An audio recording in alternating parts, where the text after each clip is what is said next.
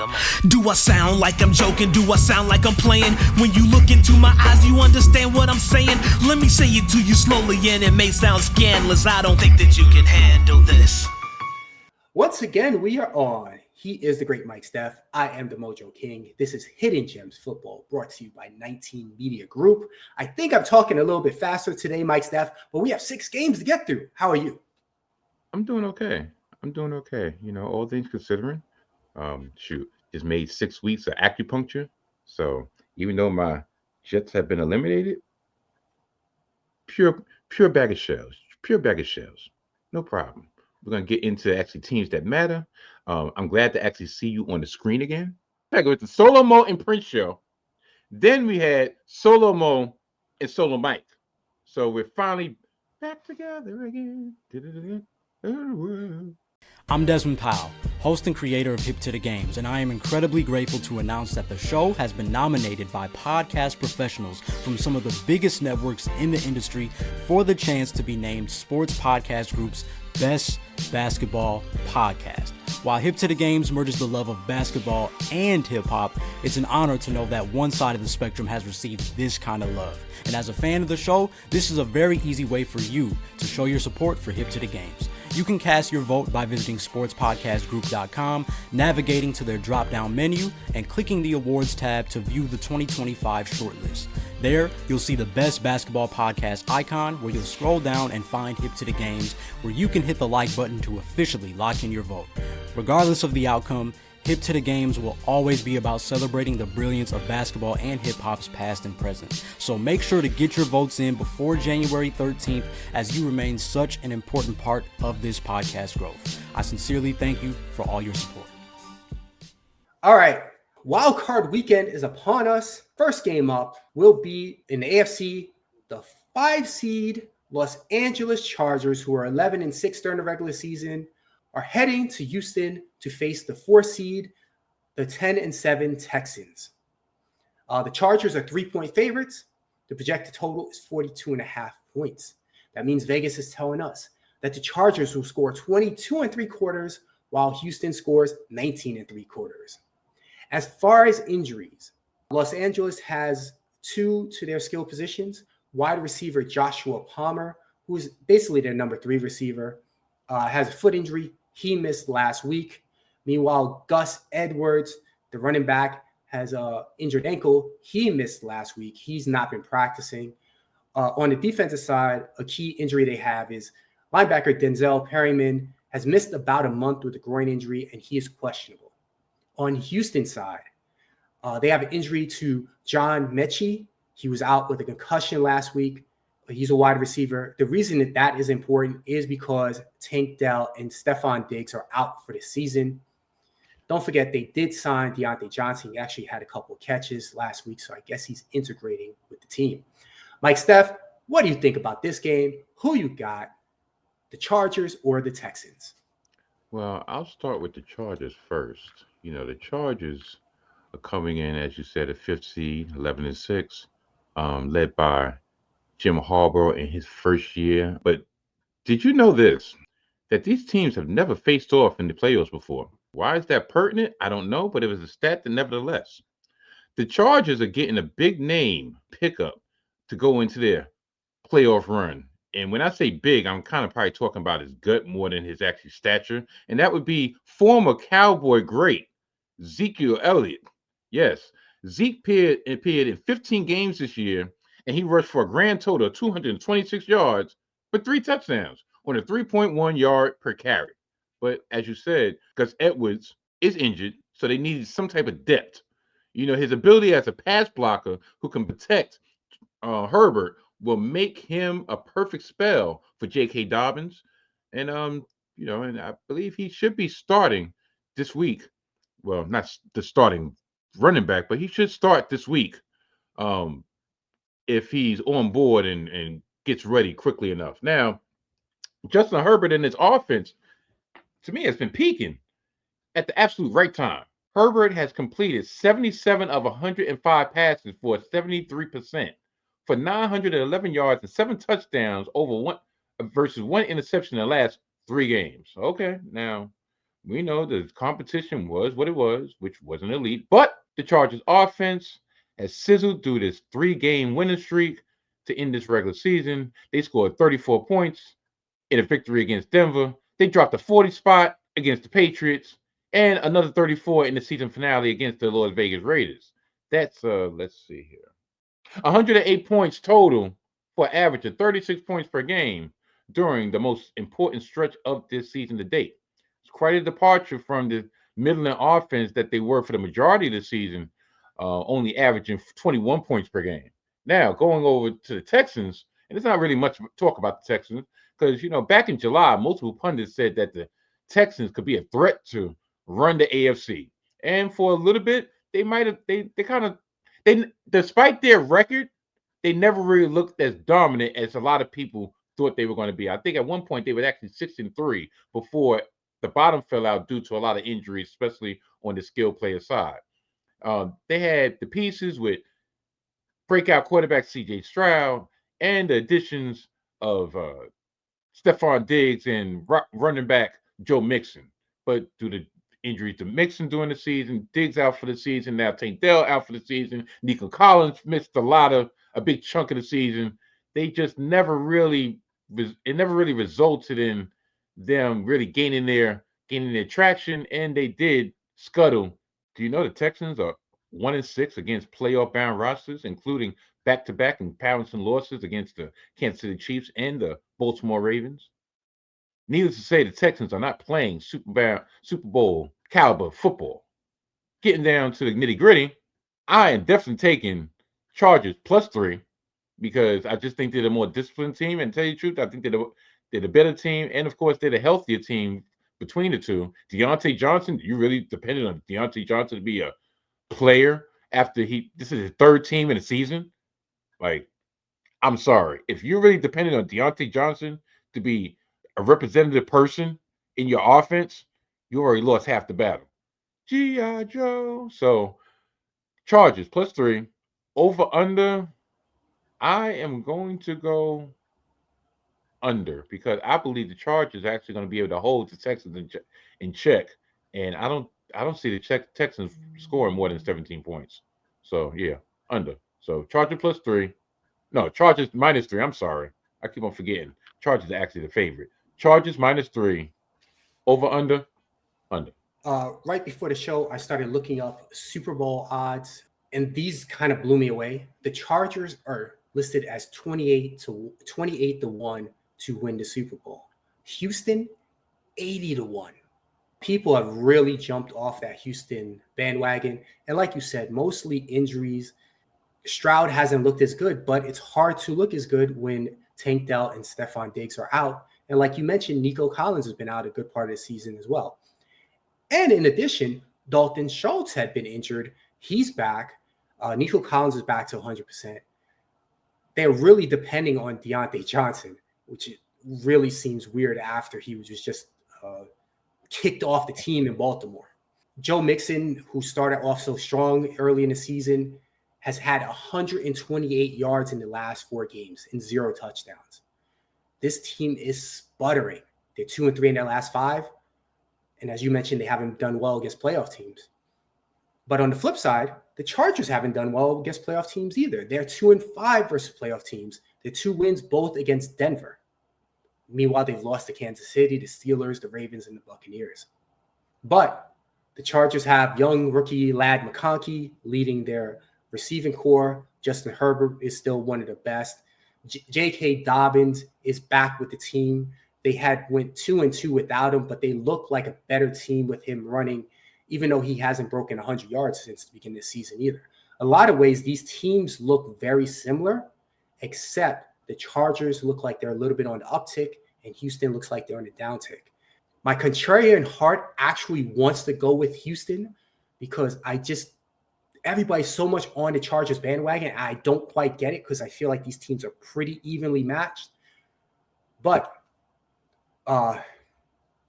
this season especially, we could talk about Survivor later, but since early season, the chalk has been winning.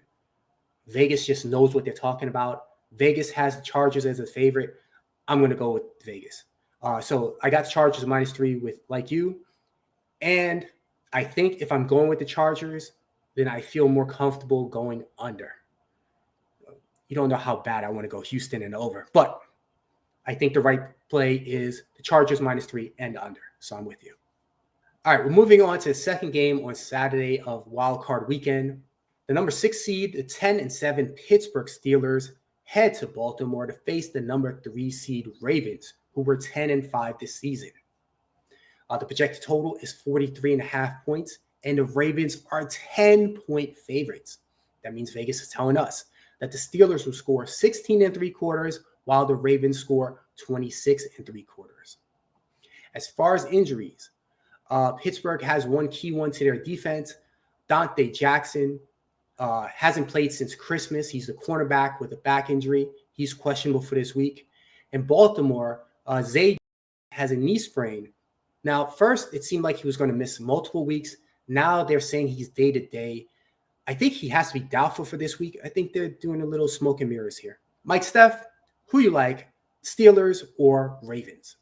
Well, I'll start with the Steelers. After a decisive 6-2 start to start the season, optimism was high for the Pittsburgh Steelers. However, after the disappointing 4-5 finish that has left the fans frustrated, much of their anger has gone toward Coach Tomlin and offensive coordinator Arthur Smith.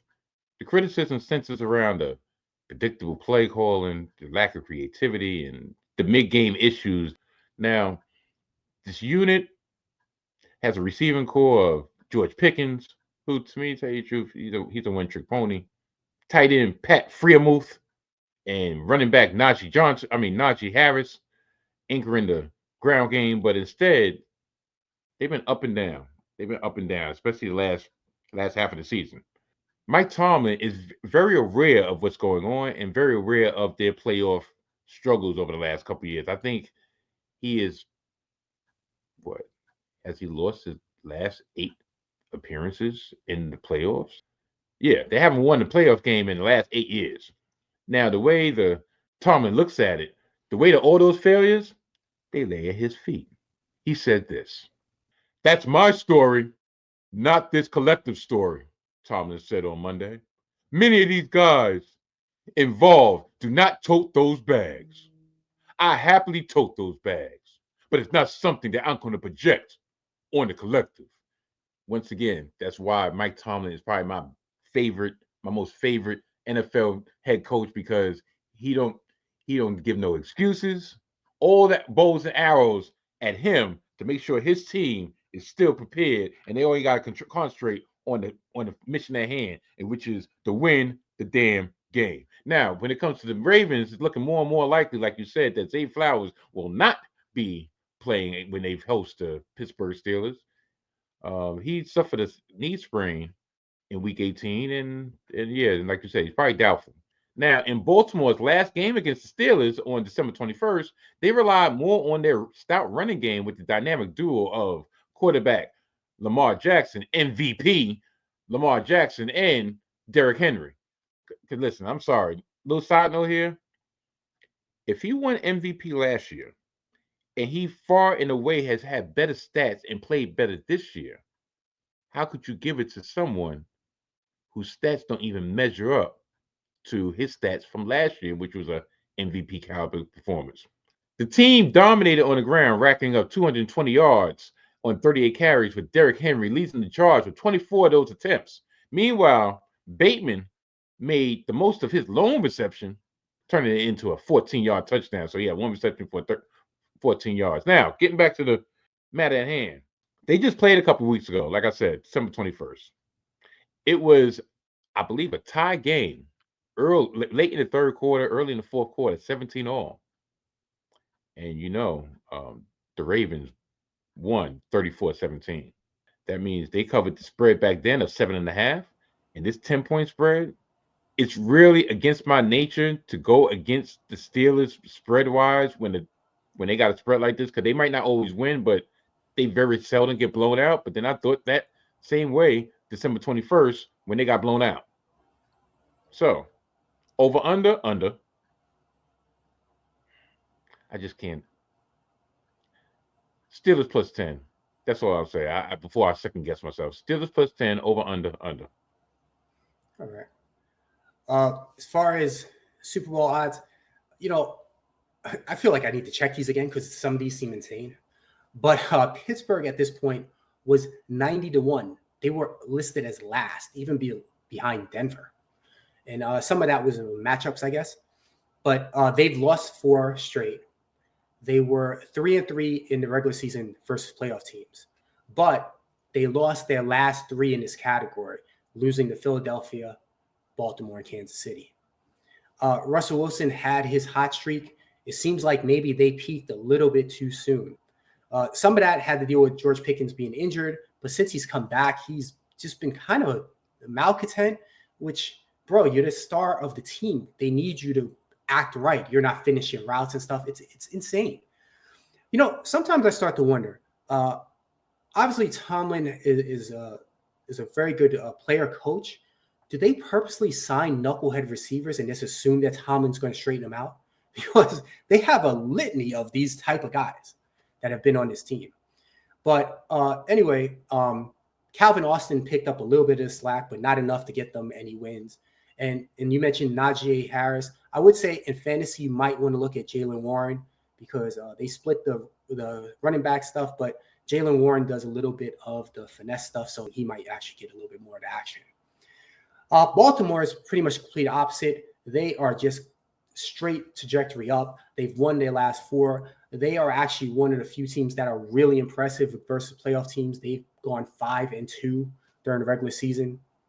Like you mentioned, Lamar Jackson's definitely having MVP type season. Obviously, Derrick Henry has been there. I think Keaton Mitchell, if they keep progressing deeper into the playoffs, is a name to remember because he's a very explosive running back coming off an injury. Everything leans towards Baltimore in this. This time, I feel like I'm going to be a little bit more contrarian, even though I'm agreeing with you. Pittsburgh historically has played Lamar kind of tough. So I think the Steelers can stay within 10 points. So I will take the Steelers plus 10, even though I think Baltimore will ultimately win this game.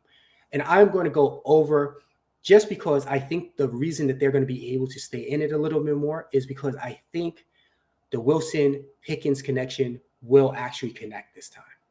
I have one little tidbit. Do you know that this is the first time in the career of Lamar Jackson that he's actually played the Steelers twice in a season? Because he's always been hurt. So a lot of times they would stymie him the first time, and then they wouldn't play again into the next season. So this is his 3rd time to actually get a chance to look at whatever scheme that they attempted. The first game, they stymied him.